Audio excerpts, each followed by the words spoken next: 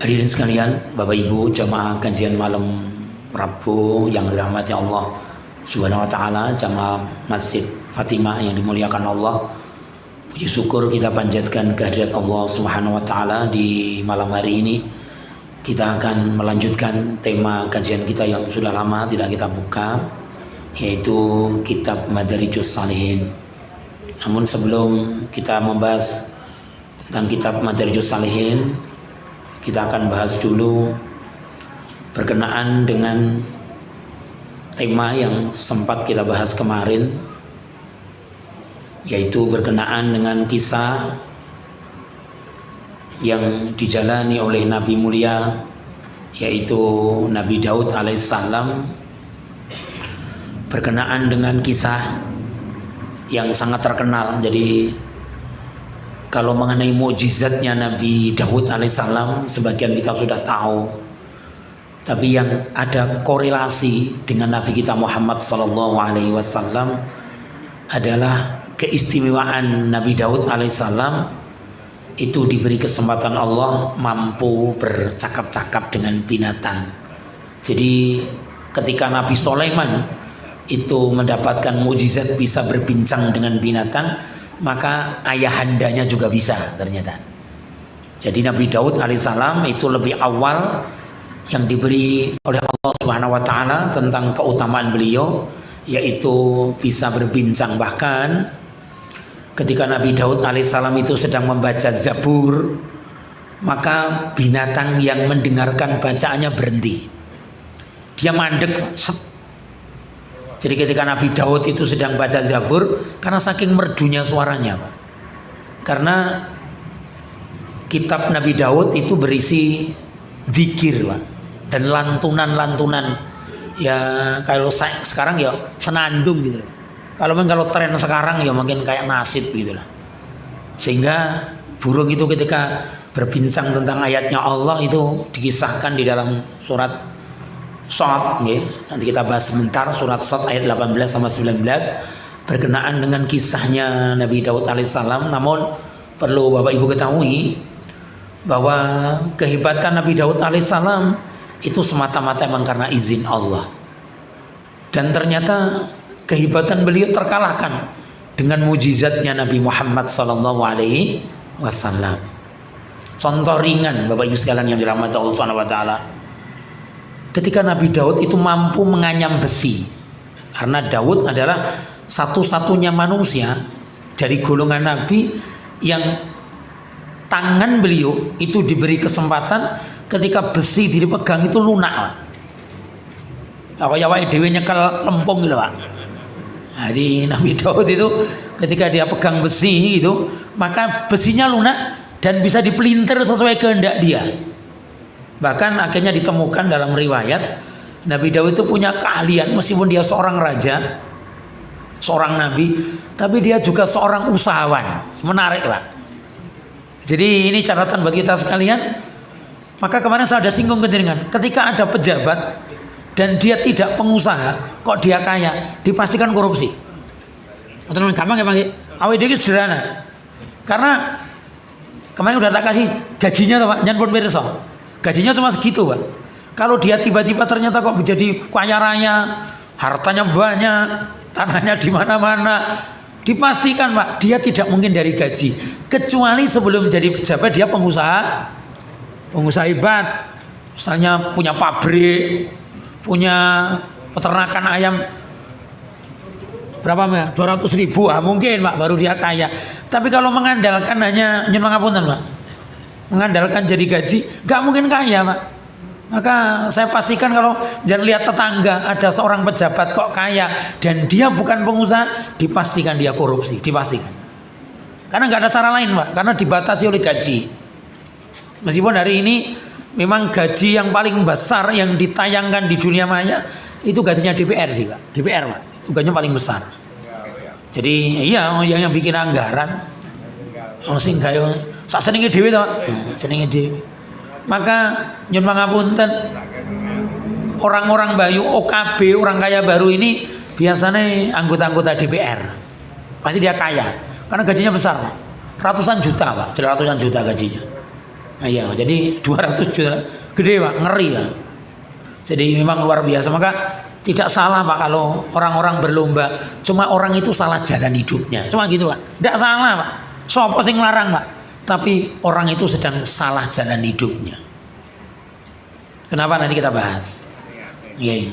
Artinya jamaah sekalian, sudah saya singgung kemarin, satu catatan yang boleh diinginkan, engkau boleh jadi orang kaya, engkau boleh jadi penguasa.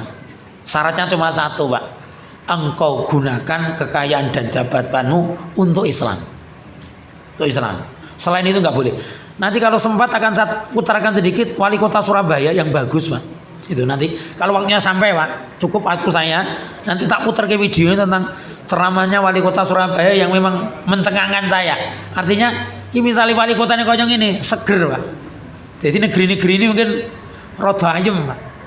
Tapi untuk menjadi seorang yang seperti itu memang prosesnya panjang, insya Allah. Tidak berlama-lama bis kalian. Saya awali dulu dari ayat ini dulu ya. Tadi oh ya sempat lupa tadi penjenengan. Saking hebatnya Nabi Dawud alaihissalam jamaah sekalian taala. Ternyata saya dapat baca riwayatnya. Itu mutawatir sekali jamaah sekalian. Itu baju besi yang dianyam beliau karena kemarin saya sempat ke Temboro Pak. Di sana ada zirah ya Pak. Zirah tapi cuma sampai sini tidak Pak. Jadi helm pelindung dadanya gitu ya. Jazakumullah. Biar lewat dulu Pak nggih. Jazakumullah Pak nggih. Nggih ya Allah.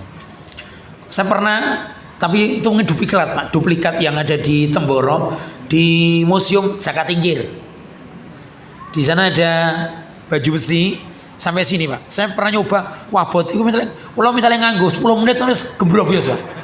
Sirah kula mungkin tengeng Pak. Tengeng Pak.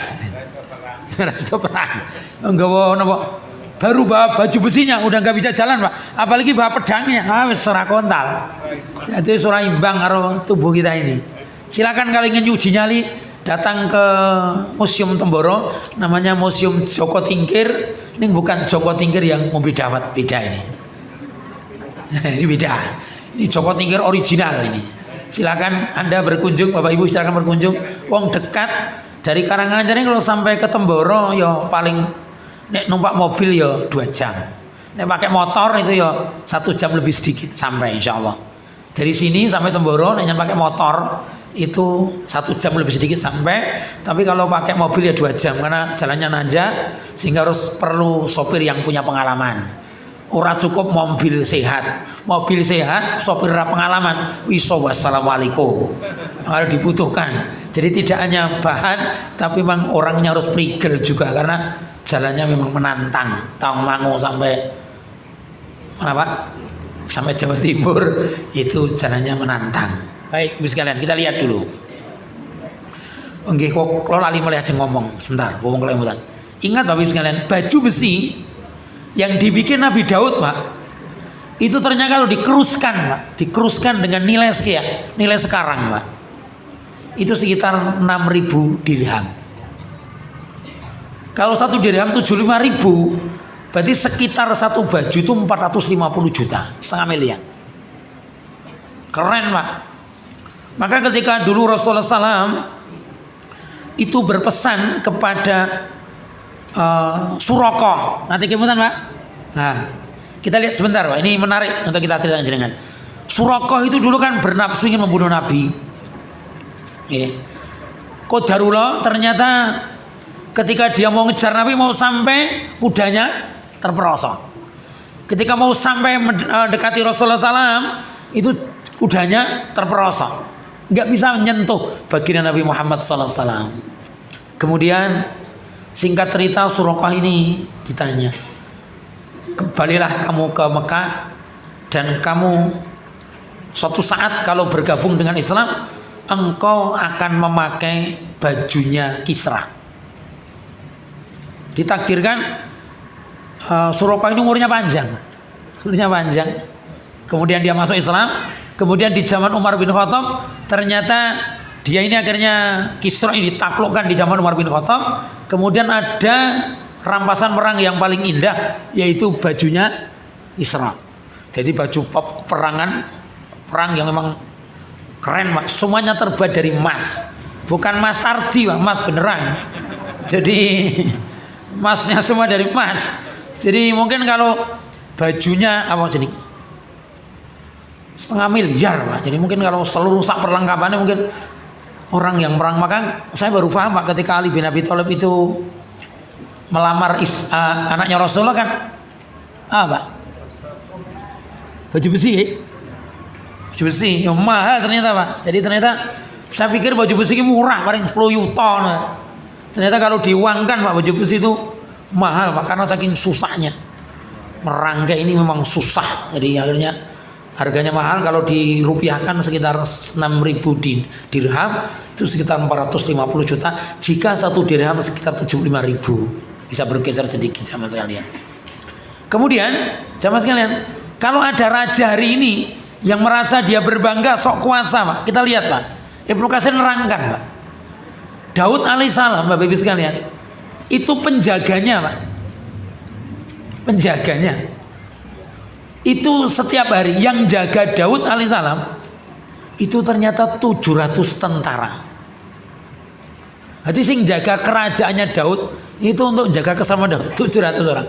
Ketika berganti malam Pak, dikisahkan sing jaga kerajaannya Daud alaihissalam itu adalah 33.000. Satu riwayat ada yang mengatakan 40.000 Pak, tentara bersenjata lengkap. Itu untuk menjaga Daud alaihissalam. Saking kerennya Daud alaihissalam. Cuma Nabi Daud ini sempat ditegur Allah Subhanahu wa taala karena Nabi Daud terkena panah asmara. Dia sudah punya istri 99, ingin menggenapkan jadi 100. Kira-kira 100. Jadi akhirnya ditegur oleh Allah Subhanahu wa taala karena wanita yang mau diambil Daud alaihissalam ini adalah istrinya panglimanya. Sehingga ditegur oleh Allah Subhanahu wa taala. Sebagai kompensasi ada yang mengatakan Daud disuruh menyembelih onta, 100 ekor onta, supaya bentuk penyesalannya ternyata ya rumah biasa Pak. Istrinya 100 ya Pak. Jadi kalau istri satu yang tadi, kalau dalam saya dengar ceramah itu ngeten Pak. Lelaki seperti saya ini kalau istrinya satu, ini lelaki cemen. Jadi kalau jenengan kula podo Pak. Jadi kalau ada seorang laki-laki itu istrinya baru satu, ini namanya laki-laki cemen. Kalau istrinya 4 itu Spiderman. Itu nih Spiderman. Apa Superman atau namanya nggih man niku nggih. Ayo ngoten nggih. Atau mungkin kalau istri 2 katanya para orang-orang itu gentleman. Jadi ngoten nggih Pak. Jadi kita semua ini rombongan cemen ya Pak. Ya. Kita semua ini termasuk rombongan cemen karena pendahulu kita ternyata Daud ini istrinya 100. Subhanallah. Jadi luar biasa memang orang-orang dulu itu dalam urusan seksual memang kuat, karena memang mereka nanti jangan khawatir Pak. Jenengan lan kula besok ketika di surga kita akan diberi kekuatan seperti kekuatan 100 orang laki-laki. Kelan-kelon nulis menangan Pak. Nah ini tapi sarannya masuk surga dulu Pak. Kalau jenengan masuk surga jangankan berbicara kelon, jangan besok Mbak Pak. Neraka yang paling ringan jenengan besok Mbak. Makanannya minumannya aja. Minumannya ahlu neraka itu ternyata ketika diminum maka seluruh organ yang ada di tubuhnya akan rontok. Bahasa kerennya Pak, ketika ahlu neraka itu sedang meminum minuman neraka maka tulangnya itu langsung apa, dagingnya langsung runtuh, dalamnya runtuh, tinggal jerangkongnya toh. Kemudian dikembalikan lagi begitu. Itu baru minumannya, belum makanannya, belum siksaannya, nggak bisa kebayang.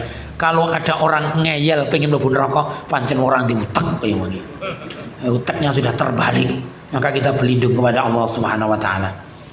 Bapak sekalian, ini berkenaan dengan kisah Nabi Daud alaihissalam, dan ternyata ini menjadi pengertian buat kita sekalian. Allah sudah tegaskan bahwa ternyata Nabi Daud ini sosok Nabi yang menjadi contoh di kalangan Nabi berikutnya, karena akan dilanjutkan Nabi Sulaiman alaihissalam yang beliau memang sosok yang lebih kuat, lebih dahsyat. Perlu jenengan pahami, anak dan bapak ini memang ahlu tauhid. Ini yang langka di kalangan kita hari ini jamaah sekalian. Kehormatan Nabi Sulaiman dan Daud itu karena dia seorang nabi, dia juga seorang raja. tetapi beliau berdua tidak mengalahkan tersohornya Nabi Muhammad sallallahu alaihi wasallam. Insyaallah mungkin itu pengantar saya di pertemuan hari ini. Saya langsung ke pembahasan kitab Madarijus Salihin. Kita akan bahas di lembar 116. Ini gimana insyaallah. Baik. Bapak Ibu yang dirahmati Allah Subhanahu wa taala, kalau kita berbincang kemarin surat Al-Ahzab surat 33 ayat 56, saya kutipkan penjelasan beliau Ibnul Qayyim Al-Jauziyah rahimakumullah. Ada dua hal, Pak. Jadi nanti bisa buka di kitab Al-Bidayah Al-Hayah. Sebelum kita bahas ini, saya kutipkan sedikit kitab di dalam beliau, kitab judulnya Al-Bidayah Wal Hayah. Ada dua kata menarik, Pak, yang mungkin menjadi pengantar sebelum kita bahas kitab Madarijus Salihin. Apa itu Bapak sekalian? Surga dengan begitu kemegahannya, surga dengan begitu keindahannya, surga yang begitu banyak makanan yang lezat disiapkan Allah, surga yang begitu banyak rumah-rumah mewah yang bertatakan emas permata, itu didapatkan oleh orang-orang beriman. Di dalam kitab Al-Bidayah Wal Hayah, ternyata Imam Al-Ghazali beliau mengatakan, cukup engkau dapatkan jika engkau mentaati Tuhanmu Allah. Dan mentaati Tuhanmu Allah adalah engkau menunaikan yang telah diwajibkan kepadamu. Sungguh ketika engkau telah melakukan yang diwajibkan kepadamu, maka surga adalah tempat kembalimu. Ini dalam kitab Al-Bidayah Al-Hayah. Kemudian yang kedua, kata Imam Al-Ghazali, sungguh yang sunnah itu menjadi perhiasan dan akan menjadikan keutamaan buat dirimu. Sedikit saya singgung di kitab Riyadhus Shalihin, Pak, babu dzikir.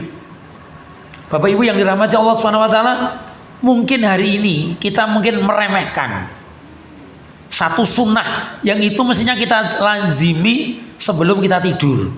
Bapak Ibu sekalian, sunnahnya Nabi yang banyak ditinggalkan orang beriman ketika tidur, itu kemarin saya tanya ibu-ibu itu merata, Pak. Hampir ibu-ibu, mungkin kita juga ngalami, Pak. Yang belum ngaji mungkin ngalami, bahkan yang sudah ngaji mungkin belum melakukannya. Ada hal terutama yang menjadikan keutamaan, ingat Pak. Jadi sunnah yang menjadi kebiasaan atau tabiatnya Rasulullah SAW selama hidup beliau sampai beliau meninggal, itu tidak hanya kita lihat, tidak hanya kita hafal, tapi kita praktekkan. Salah satunya dalam kitab Al-Bidayah Al-Hayah, di situ diungkapkan tentang babu tidur, adab tidur.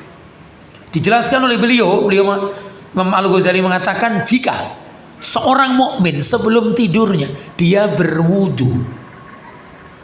Ini kalau Pak, tanda-tanda saya ulang, ketika seorang mukmin dia berwudu, dilanjutkan berzikir dengan membaca Al-Ikhlas, Al-Falaq, An-Nas, ayat kursi, dan dua ayat terakhir surat Al-Baqarah 285-286. Ditutup dengan doa menjelang tidur, Bismika amutu wa ahya. Redakin ada yang terbalik, nggak apa-apa, pun dibolehkan saja. Kata beliau baginda sallallahu alaihi wasallam, beliau mengatakan, jika engkau melazimi dalam tidurmu seperti itu, sebelum tidur engkau melakukan dua hal tersebut, maka sesungguhnya tidurmu dianggap sholat. Menarik kan Pak? Siapa di antara kita yang mampu Pak sholat sejak jam 9 sampai setengah 4? Ada yang mampu Pak? Tapi ternyata jarang di antara kita yang jenengan tidur berwudu dulu, setelah wudu berzikir. Jarang Pak. Jadi di antara kita mungkin amalan kecil yang sepele jenengan sudah hafal, tapi orang praktek, bahkan jarang praktekkan, kan gitu ya Pak. Kita sederhana, simple. Tapi di antara kita, mohon maaf Pak, ingat jamaah sekalian, sungguh ada dua fenomena menarik Pak yang disampaikan oleh salah seorang sahabat. Kemarin saya singgung, namanya Rabi'ah Al-Aslami. Nah, ternyata saya tadi mau nayangkan video, mungkin bulan depan aja Pak saya tayangkan. Di dunia ini ada sahabat yang masih hidup Pak. Siapa Pak? Ada sahabat masih hidup sampai sekarang.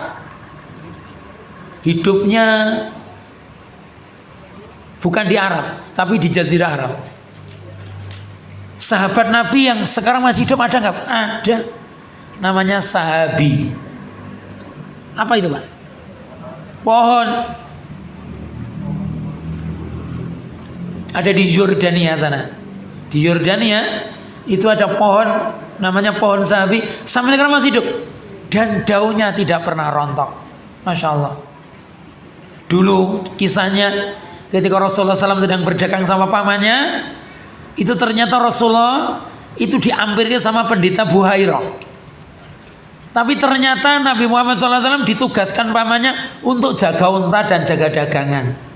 Maka ketika dijamu oleh pendeta Buhairah, ternyata subhanallah jamaah sekalian, ini nggak ada, yang dicari nggak ada. Ketika Buhairah itu melihat ada rombongan dagang, itu ternyata ada awan yang berjalan melindungi Nabi Muhammad SAW. Ini ternyata ketika di dalam jamuan Buhairah kok nggak ada gitu jamaah sekalian. Akhirnya beliau keluar. Setelah keluar dari tempatnya Buhairah ini, Pak, tempat jamuannya Buhairah, ternyata di sana ada pohon, Pak, besar sekali. Dan itu ternyata seluruh rantingnya itu bahasa kula bergerak, Pak, menundukkan, kemudian bersentuhan dengan jasad mulia Muhammad sallallahu alaihi wasallam. Dan jamaah sekalian, sampai sekarang pohon itu masih hidup. Masih hidup. Tumbuh dengan besar, tumbuh dengan gagah. Dan ternyata ada juga di Najd sana, Pak, ada sebuah pohon kurma, Pak, yang pernah Nabi bersandar begini, Pak. Jadi ada pohon kurma, Nabi pernah bersandar, Pak. Kemudian pohon kurma itu dipindahkan, Pak. Itu ketika Nabi memberi majelis taklim di masjid sekitar situ, Pak. Pohon ini menangis, Pak. Pohon ini menangis seperti tangisan bayi yang ingin disusu ibunya. Oh ya, nek bahasane saniki nangisnya kepejer ngono lho, Pak. Nggih. Oh, para sahabat ini kan bingung, Pak. Ini kita nggak ada yang bawa bayi.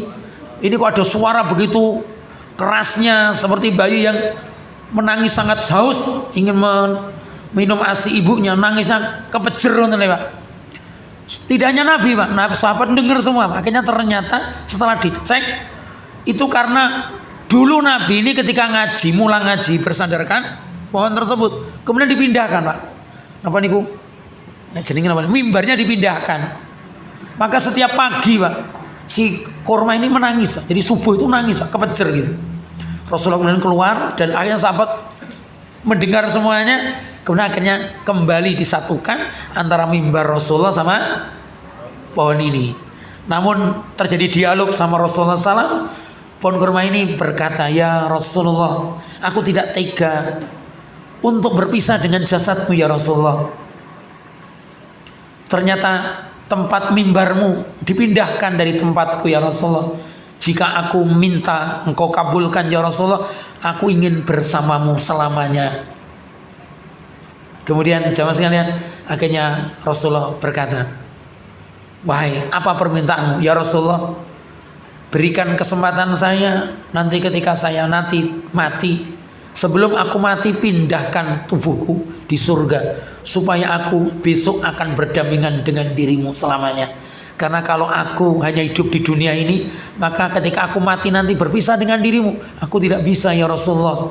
Maka ya Rasulullah, aku mohon kepadamu ya Rasulullah, pindahkan tubuh ini di surga yang kelak aku akan bisa memandang wajahmu. Bisa engkau sentuh ya Rasulullah Muhammad sallallahu alaihi wasallam." Jamaah sekalian, kisah-kisah seperti ini kita jarang mendengar. Dan itu mohon maaf jamaah sekalian, kita ini kadang-kadang mungkin kurang memperhatikan. Kalau kemarin saya sampaikan ke jenengan salah satu sholawat itu hanya bagian kecil. Banyak sholawat yang bisa kita lantunkan untuk memuji Rasulullah SAW. Namun terkadang kita ini nyun pangapunten, Pak, kita tidak mengerti. Harapan kami mudah-mudahan dengan pertemuan-pertemuan yang saya sampaikan kemarin, 2 pertemuan yang membahas tentang sirah Rasulullah Muhammad SAW, ada kerinduan, Pak, ada kerinduan baginda sallallahu alaihi wasallam kepada kita, dan kita juga rindu kepada Rasulullah sallallahu alaihi wasallam. Nanti bulan depan akan saya singgung bagaimana kerinduan Rasulullah.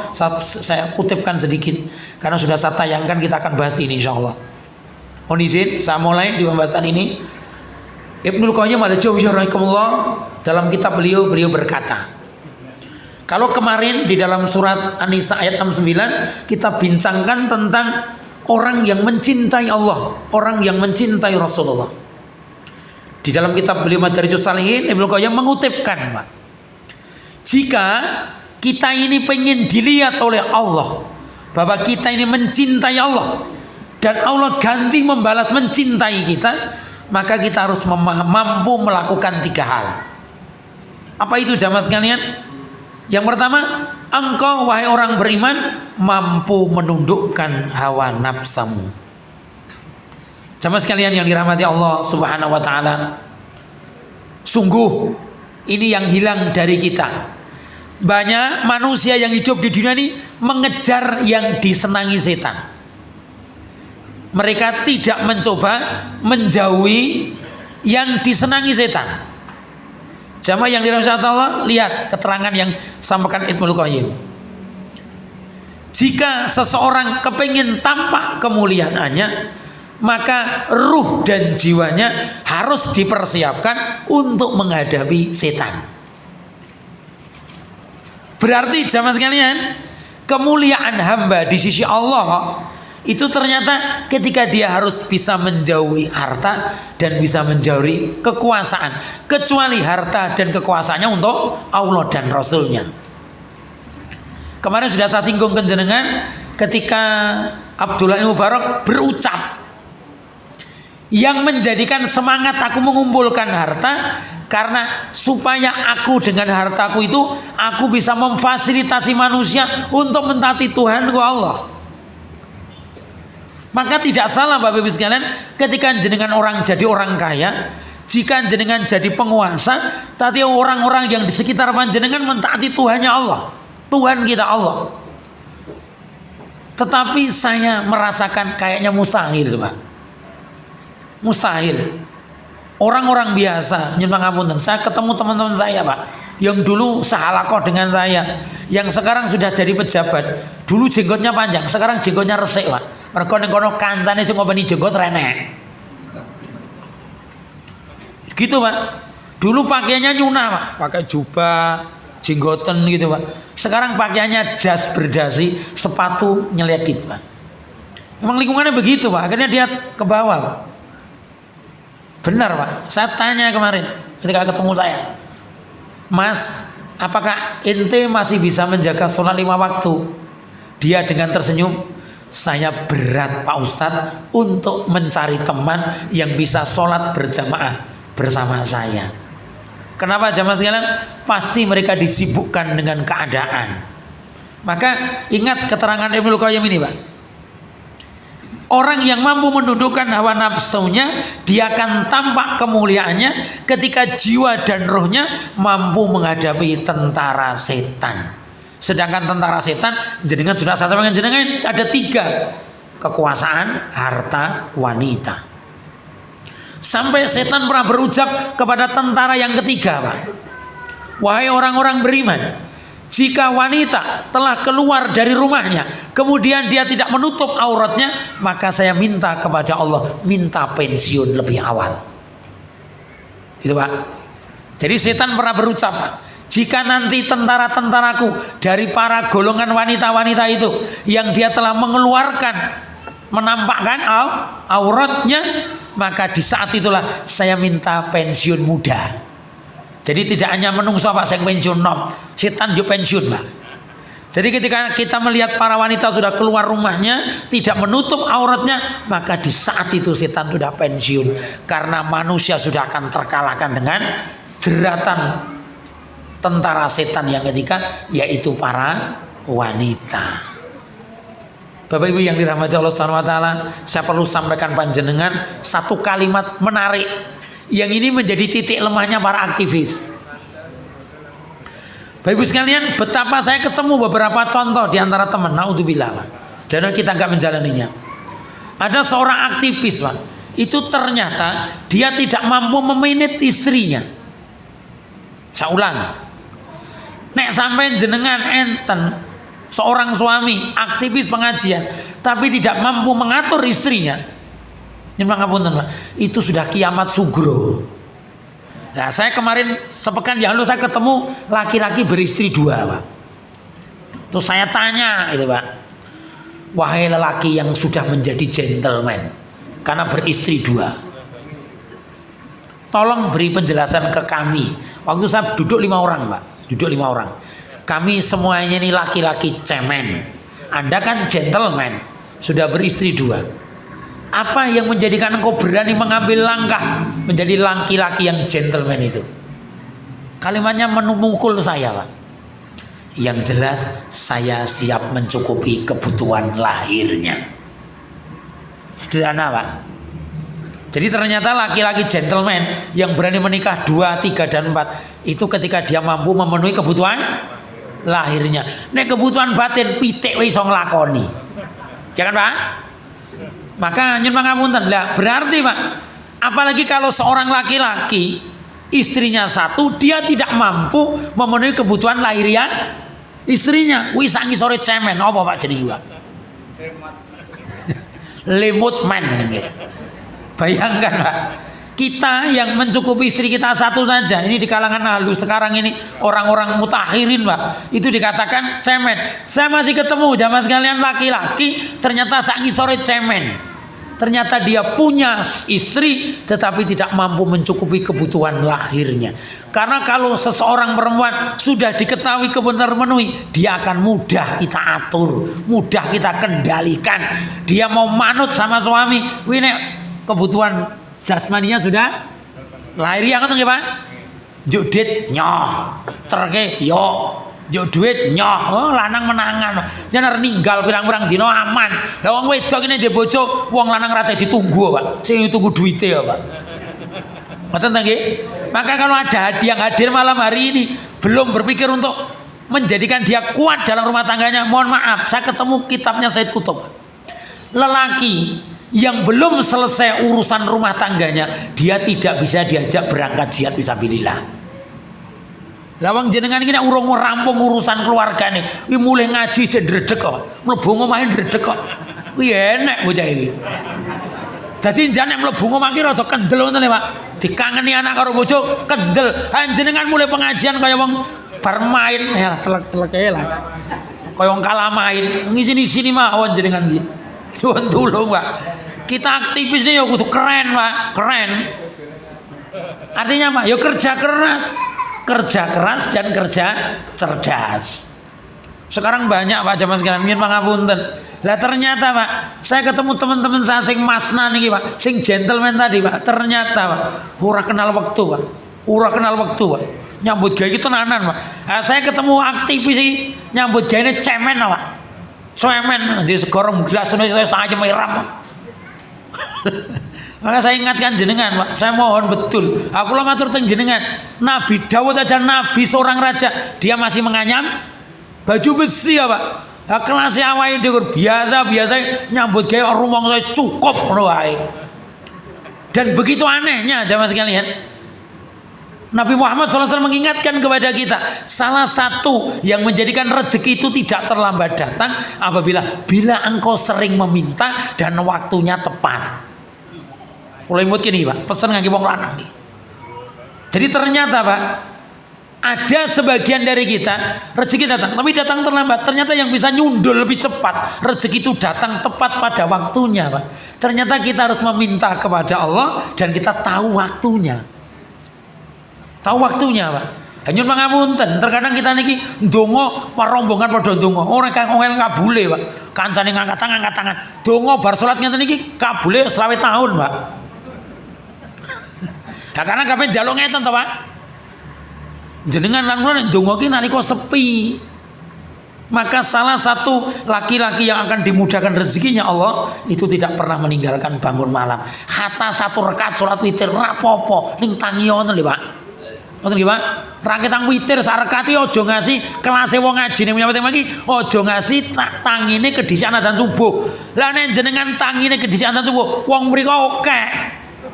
Aktivis ngeten iki minimal setengah jam sebelum adzan sudah bangun. Mosok jenggoten kok salat subuh berjamaah masbuk. Wah wis isine ngedap-edap. Ketoke bocahe teko niku Pak. Mosok aktivis pengajian Masjid Fatimah Salat subuh jenggoten sisan. Walah. Kaya ngono pengen ditulung Gusti Allah, mana mungkin, Pak. Ngoten nggih, Pak. Pesan kula ngoten, tolong ini mari kita bedah nyuwun ngapunten. Jenengan iso gembredek ngomongane iki, Pak. Nek ngomong iki beres, Pak. Lah jenengan nang omah ora beres iki teko masjid liya-luyo atau wedang putih ora nek dayane. Mendingan itu wedang jeruk ngene iki jeneng dayane, Pak. Jenengan nyuwun ngapunten. Mangkatang masjid is masalah, mulai kok masjid masalah. Aku merangkat jihad ora iso, enggak mungkin, Pak. Kita perlu orang-orang kuat ya, Pak. Orang-orang kuat. Siap ya, Pak? Dua lagi. Baik, Bapak sekalian saya lanjutkan bait nomor 3. Di saat melawan hawa nafsu manusia, ingat, Pak. Ketika kita melawan harta, kita melawan kekuasaan, kita melawan wanita, maka ternyata PR kita harus berjalan. Niat pertama kali kita harus cari ridhonya Allah.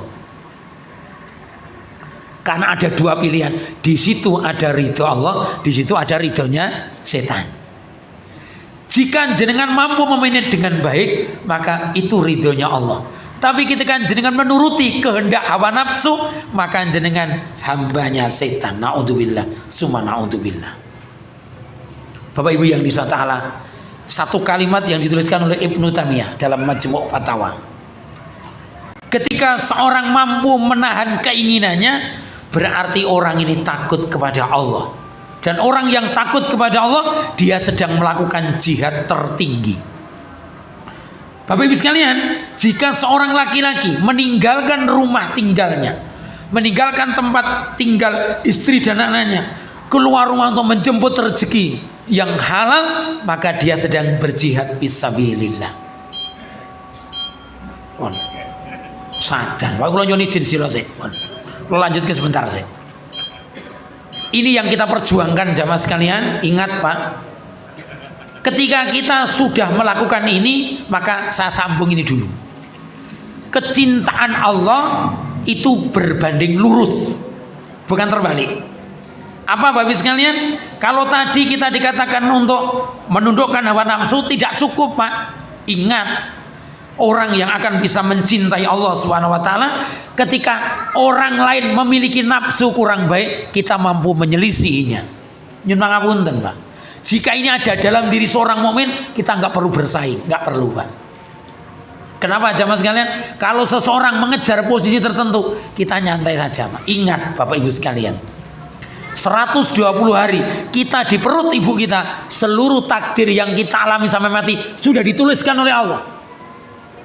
Jika jenengan dalam kehidupan kekinian jenengan bersaing merebut dunia, belum tentu jenengan dunia dapatkan. Contoh, Kabupaten Karanganyar berjalan bersama 2 calon bupati yang jadi menjadi satu kan, Pak.